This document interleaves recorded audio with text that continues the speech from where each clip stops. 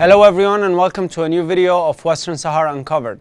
Today we're going to talk about the Minurso. The Minurso stands for the United Nations Mission for the Referendum in Western Sahara, and it was established as a result of the 1991 ceasefire agreement between the Polisario Front and Morocco. The mission's primary mandate is the implementation of the referendum by identifying and verifying potential voters for it and then supervising the voting process. Also, the mission ensures the implementation of the ceasefire agreement, including the maintenance of the military status quo and the monitorization of any violations. Even though the mission was established in 1991, up until today it has not put in place its primary mandate, which is the implementation of the referendum. This is keeping in mind that since November 13th of the year 2020, the ceasefire agreement was violated and the Moroccan army is launching a war against the Sahrawi people. And you might be wondering why a mission of the United Nations such as the Minurso hasn't been able to put in place something as easy as a referendum. Well, Frank Rudy, vice president of the Minurso from the year 1994 to the year 2004, explains it very well for us.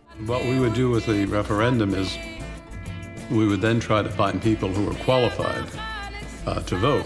There were various criteria for who could vote in the referendum, and we would be in the process of registering.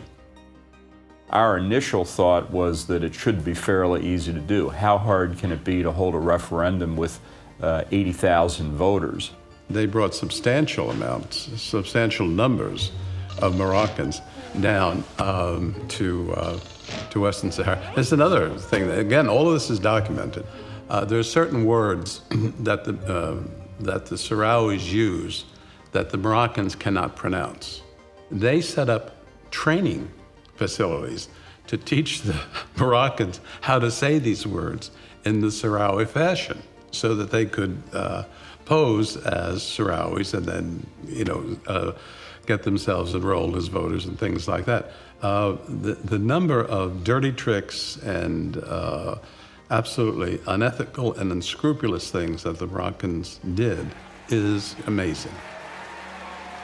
They have flooded Western Sahara with Moroccan citizens in the Green March. Other Moroccans have come in. It's hard to imagine how they could lose.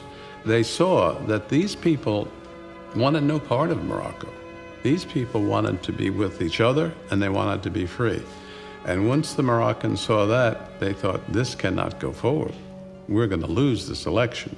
So they did everything they could, kind of Fabian tactics, to stop this from going forward. It is clear that the United Nations mission for the referendum in Western Sahara has failed to implement all of its mandates, including the referendum and the maintenance of the ceasefire agreement. This is where we can see the big gap that exists between the United Nations and Security Council's resolutions and what is actually taking place on the terrain. The key is the political will of the international community to actually push forward the implementation of international law and respecting the right of the Sahrawi people to self-determination.